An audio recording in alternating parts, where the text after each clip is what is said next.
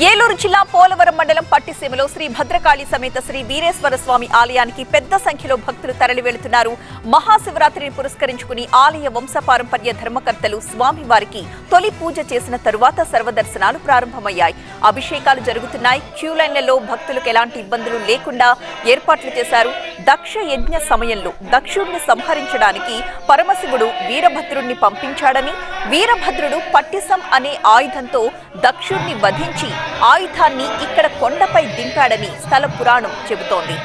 ఆ సమయంలో పరమశివుడు అనుగ్రహంతో వీరభద్రుడు వీరేశ్వర స్వామిగా ఇక్కడ ఉద్భవించారు అని చెబుతూ ఉంటారు. మహాశివరాత్రి రోజున స్వామివారిని దర్శిస్తే ఆయురారోగ్యాలు సుఖ సంతోషాలు కలుగుతాయని భక్తుల నమ్మకం.